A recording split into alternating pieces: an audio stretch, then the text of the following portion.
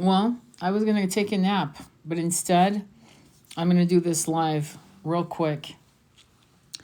I used to go to a hypnotherapist who was very beautiful, beautiful soul, beautiful. I actually referred 50 people to her.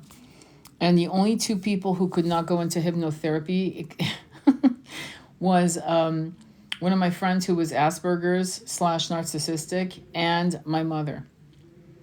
But everyone else, out of the 50, two could not go under. And usually that's fear of seeing one's own shadows.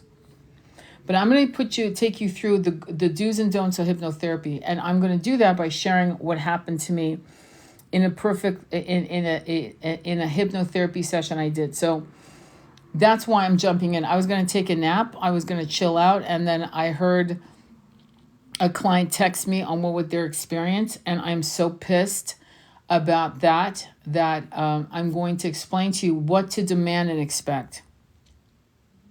First, I'm going to tell you my experience. From the age of 32 until I was 57, I went to this. She was wonderful, really wonderful, okay? She has a beautiful soul.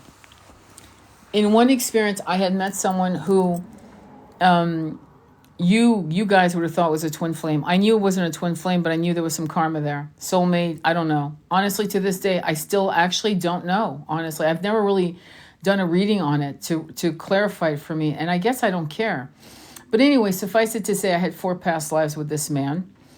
And I was a woman, then I was the man, then I was the woman. You know, it works that way typically.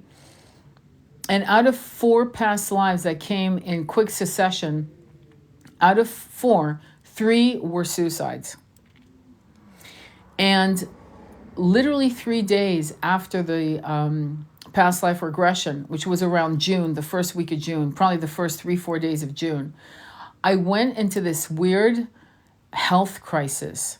I was in good shape. I was lifting weights. I was sprinting up hills. Believe me, I was in shape, and I was a vegan.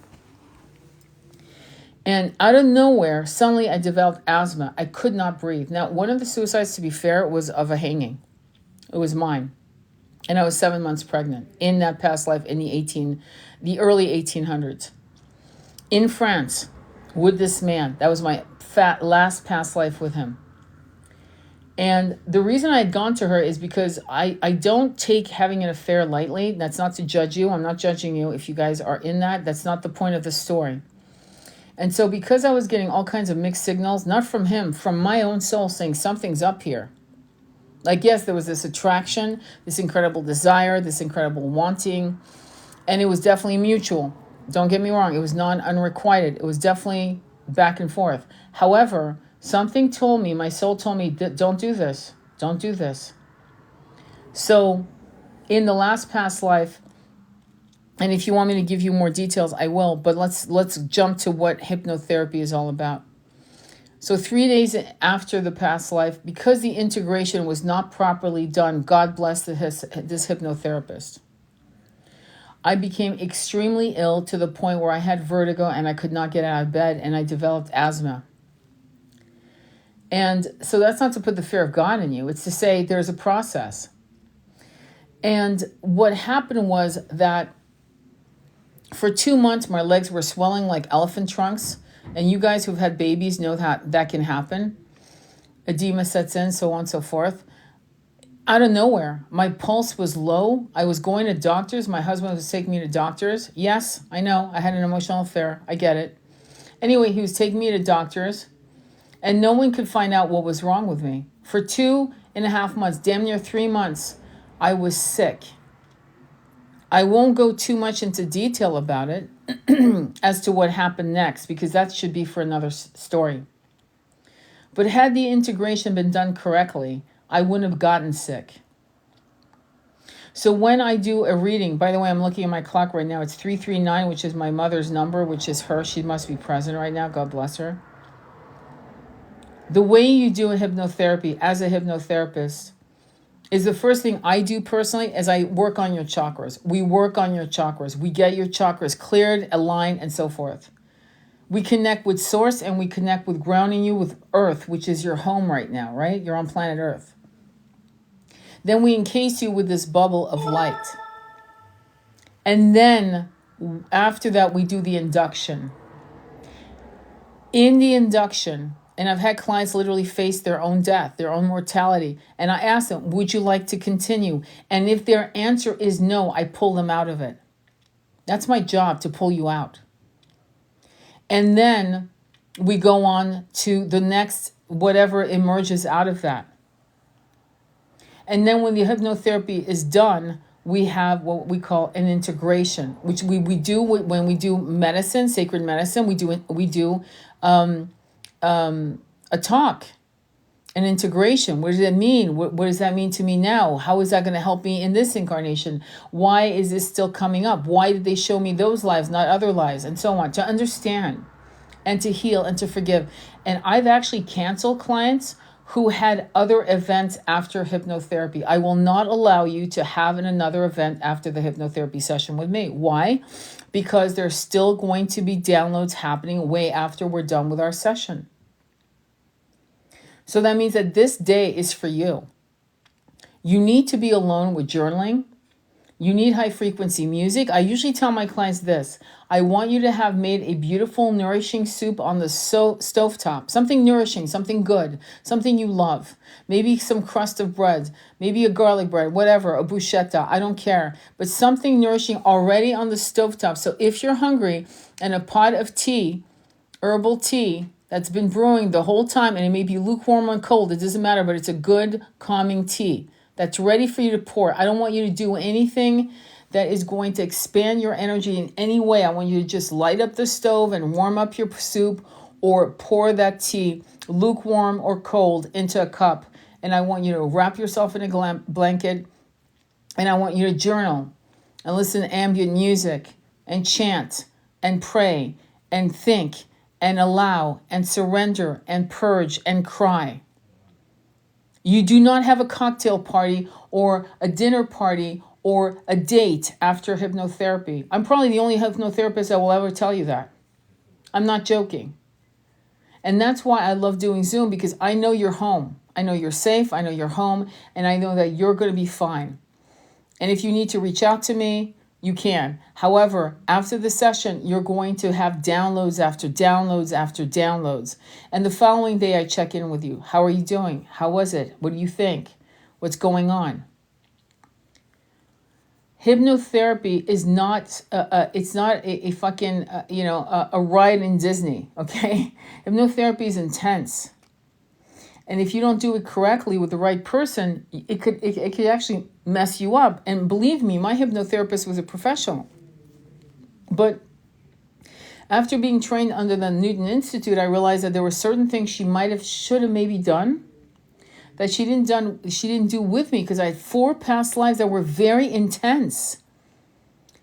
And it was not okay for me to get up and go and get in my car, with my cassette tapes or the recording. What we needed to do was integrate, which means we needed to have a talk. So as soon as you're done with my session, as soon as I get my Zoom download, right, I send you the link, okay, which you should have, so you can maybe reflect and go, let me listen to this again today. And then eventually I send it to you on WeTransfer, so you download the file. But that's just, whatever. But the point, what I'm trying to say is that integration, whether you're doing sacred medicine or hypnotherapy, which is a sacred excavation, there's no difference. It's just as holy. I ask my clients to sage themselves. I ask my clients before we do the hypnotherapy to give me an intention. What do you want to do? What do you want to accomplish? And your mind might say, I want to know about my twin flame. I want to know about this.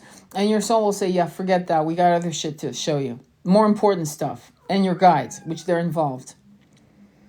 And so that's what this is about. I'm glad you're here. I'll upload this for you, by the way. You know who you are. So there's a process to do this. It's a spiritual excavation. Have you ever watched an excavation? What do? Do they have a hammer and a nail? No. They have little brushes, right? And they're spraying water on this item they're excavating, right? So we have to go gently And in the beginning, you're going to have maybe mundane lives, mundane memories. And then the soul will go, yeah, let's go now. You're ready. Boom. Let's go into a past life, into a starseed planet, or let's go into something heavy. Twice in one day with Tony. And again, it was because a client inspired me. A client texted me just a few minutes ago saying what their experience was with a hypnotherapist who just wanted to get their degree. And they fucked him up. They fucked this person up. Not a fucking... I that pissed me off. So, of course, when I get pissed off, I do lives or not to show you. I only saw twin flame stuff very briefly in mine. I think the concurrent incarnation was more important. Yes. And we have multiple concurrent incarnation. That's what people don't understand. And it's funny because my mother took me to a... Oh, bloody hell. I forgot what the hell it's called.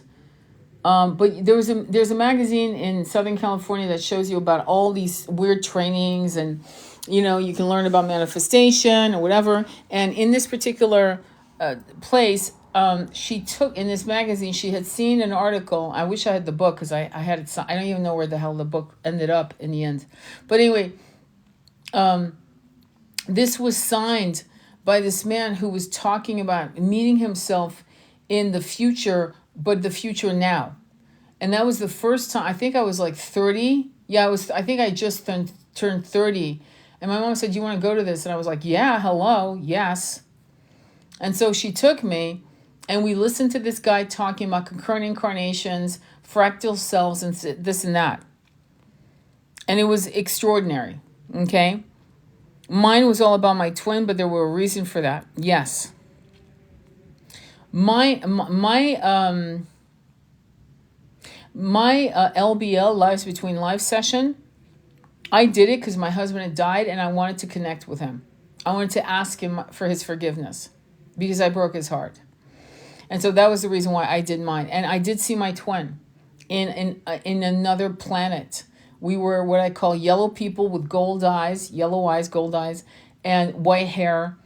And we were a species, a humanoid species that I've yet to have anyone, show me. On YouTube, they talk about all the species of starseeds. I have yet to see that particular species. But anyway, what I'm going to tell you is that if your hypnotherapist is using a conveyor belt technique of doing one session after another, every 2 hours they've got some new. I do 2 hypnotherapy sessions at a time. In other words, 1 in the morning, 1 in the afternoon, and that's it. Because guess what? I'm fucking fried.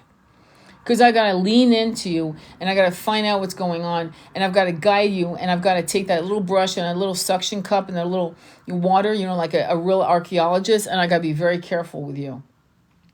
And so if you want to be under hypnosis with the right person, find someone who gives a shit about you, that you're not a number. Make sure that they tell you what they're going to do and what you can expect. I have a release form, intention form, aka, that I send to clients, and they have to fill it out and send it back to me, and then I read it, and then I warn them, I know what you want to go and do. You're going to look at your twin flame or twin whatever, right?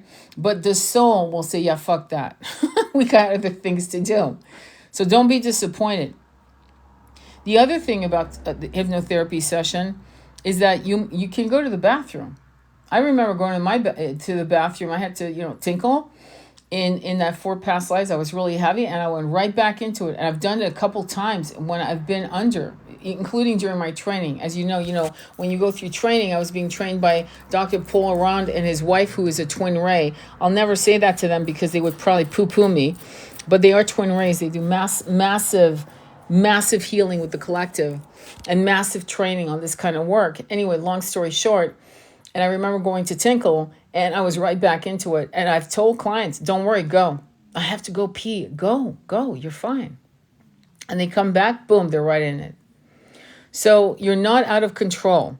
You're not losing control. You're not going to bark like a seal, roll like a dog, whatever. That people have a fear of like hypnotherapy, which I guess Johnny Carson did his number on making people afraid of being hypnotized. But it's not, you're not being hypnotized. What's happening is the veils of your conscious is opening the doors to the subconscious, which is plugging into source in the Akashic records, and what your soul and your guide want you to know will be brought down to you. It will be downloaded to your crown, through your crown chakra, and you will speak without hesitation. In fact, some of you will stop speaking because there's so many images rolling through you that you're like, you can't even put it into words. And people like me have to kind of try to bring you to vocalize what you're seeing. Because remember, you're being recorded. And we're recording it to make sure that you have that information for you to listen to. When I did my last LBL, Life Between Lives, and some of my past lives, I listened to them again and again and again and again because I wanted to understand any nooks and crannies. I brainwash myself all the time with high content, all the time. I will watch documentaries again and again. I will read books again and again. I mean, in 1 year, I will, until I know it, until I fully understand it. And I've extrapolated all the wisdom from this particular experience, whether it's through a book or through my home hypnotherapy, excavation of self, or what have you. It's important also that you trust what you're seeing. We're taught not to tell clients that this is real. We're taught to give silence sacred space to the client so that the client can say, wow, yeah, wow. How do you feel? That was intense. That was so real. Was it real? Yes, it was real. Why was it real? It felt like I was there. Ah, yes, that feels real, doesn't it? What do you think you learned from that? Most clients are puzzled. And the job of a hypnotherapist is to allow you to tell the hypnotherapist what you learned. How does it connect to your present life? Who are these people that were in those past lives? Who are they today? Okay? And typically, you will know immediately, oh, that's my father. Holy shit, wait, hang on. That's my father? Right? Or you'll see different, and you'll know immediately, though they are not encased in the same bodies, you know this, right? You understand this. But you'll know exactly, oh my God, that's my father. Again, anyone who's never seen the movie What Dreams May Come with Robin Williams, I highly recommend that movie. There's a scene with Cuba Gooding Jr. where he doesn't recognize who Cuba Gooding Jr. really is to him. Pay attention to that scene. Because when you're really in and under, you will recognize the souls encased in different bodies or spiritual bodies. You will know them immediately. You'll recognize them. There's not even a doubt.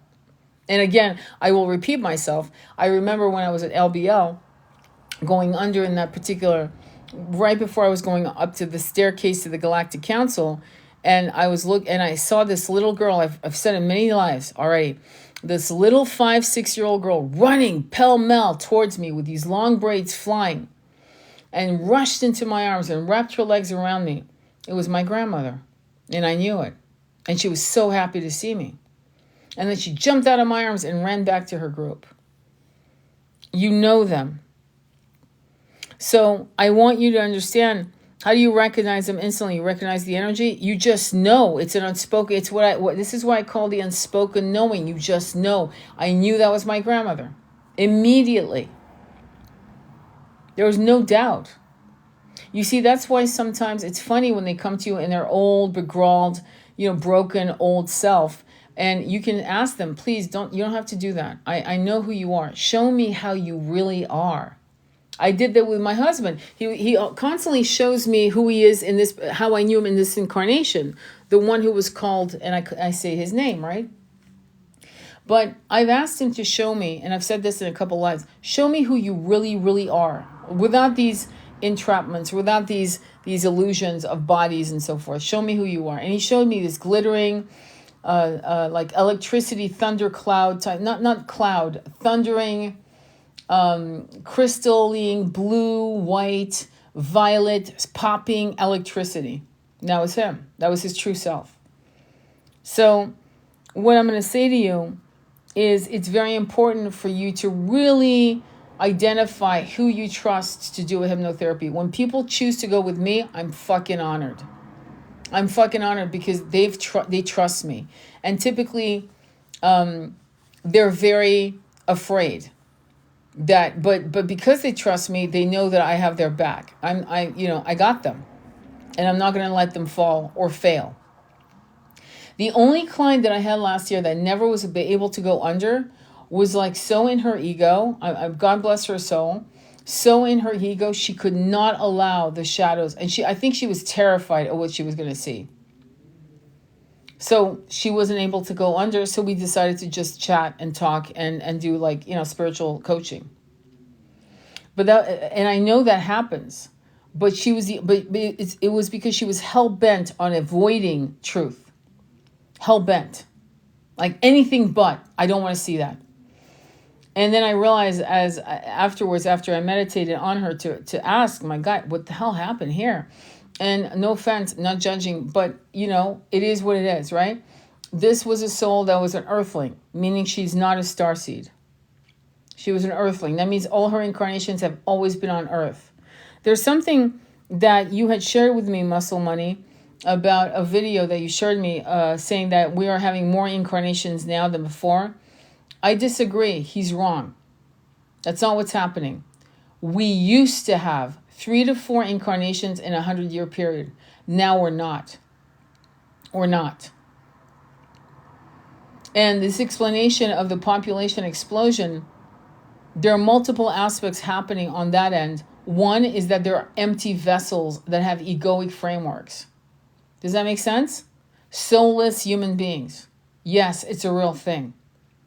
And on the side note, don't forget, we're not the only game in town in dimensions and planets. It's like, what the fuck? So there are souls that have decided to come here, okay, to learn and to teach, but to learn and to the final excavation, the final purging. That's what's happening. Because as you well know, this is known not as a prison planet, but as a classroom planet. And is one of the last hardest planets because the density is so hard. I will again quote, paraphrasing Dr. Joe Dispenza being interviewed by Lilou Mas, M-A-C-E, Lilou, L-I-L-O-U. And the way you look up her video is called Dr. Joe Dispenza Working with Giants by Lilou Mas. I'm not joking, because if you miss any of that, you won't find the video. And you'll see him sitting, okay, across from her. You'll see it. And in that particular video, he comes clean on the fact that giants, Titanic-like being giants on higher dimensions, probably 7, 8, or 9 dimension consciousness, who come and heal people in his clinics, in his retreats. And apparently when you have physical ailments, they come and you're picked, okay? And you're picked from his assistants to go into this particular healing room. And in that healing room, these Titanic-like beings work, I'm not kidding, fucking work on people. Please have patience. Watch the damn video from the beginning to end. There will be 2 testimonials you'll hear at the end. Please don't skip. Listen to the damn video. But in the video, the angels, I feel like they're angels, but these Titanic-like beings say to Joe, the room is really dense here. Is there any way you can raise the frequency of this room? I've said this in so many lives, but it's worth repeating again and again. The room the room is so dense. Do you mind raising the frequency? Listen to what they say. Because we love ourselves so much and we do not want to lower our frequency anymore, because if we do, we will lose our consciousness. Do you see how we came here and have amnesia? Because when we took on these incarnations again and again and again, we lost our consciousness in 3D. So the kick-ass truth about us volunteering is that now in these encased 3D dense bodies that other souls can't do, because holy shit, if we do that, we'll lose our consciousness, is that we are able to actually overcome the limitations of 3D to raise our consciousness back into 5D, into conscious awareness. Isn't that fucking amazing? That's amazing, right? So that's what you need to kind of like understand about why you volunteered. Like, you cannot bemoan these choices anymore. I was you. If any of you are saying, I'll never fucking come back here again, yeah, stop that shit. I was you. I get it. I know where that's coming from. But again, come back. Come back to reality. The reality is you are kicking ass. You are an incredible volunteer. You did incredible work and more's to come. You will eventually become one of the healing facilitators, shamans, gurus, and the real ones, not the bullshit that we're seeing right now. Real ones, meaning you will make money doing it.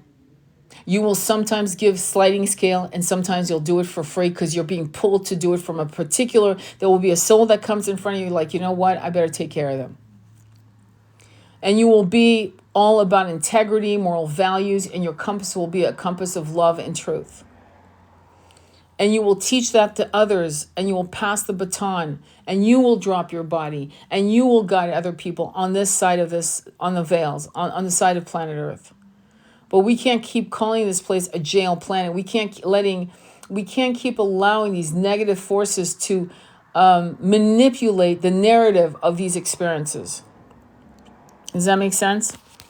That's what's important. So listen, I did this for my buddy who texted me in a few minutes ago.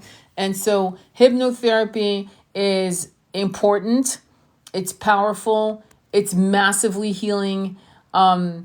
Things will emerge out of you that are like, will blow your mind.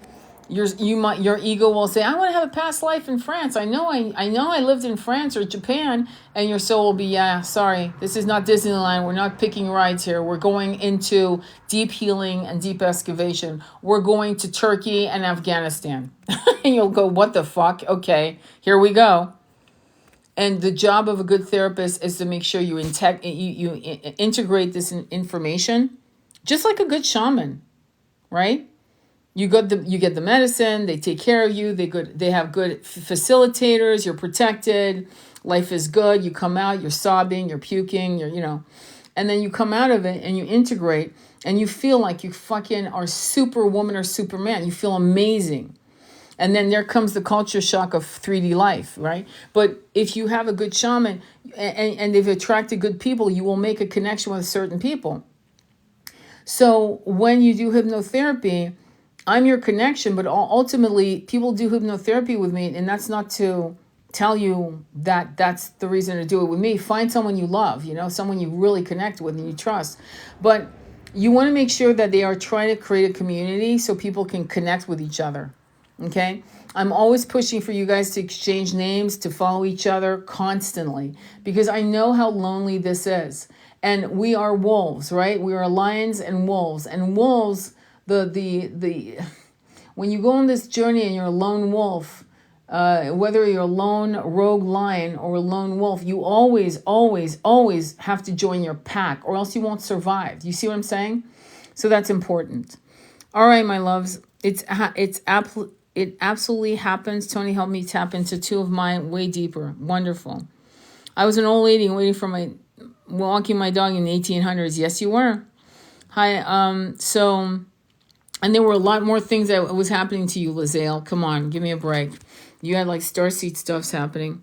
All right, my loves. So I'm going to go. I'm going to finally take my nap. And I will upload this to help you. You know who needs this, right? So whoever needs this, please share the video once I upload it on YouTube. Tony, feeling all of it, shutting everyone out and going through it, but you always speak to me. Good, Sharon. Much hug to you and many hugs to all of you. And thank you, Muscle Money, for bringing that up so I could do what I needed to do. Thank you all. Please follow each other. Follow each other. Follow Andromeda Flame. She's a powerhouse. Follow each other. Support each other. Become friends. Build your community worldwide and eventually follow and visit each other physically. All right. Thank you. Sending you much love. Namaste. Be well.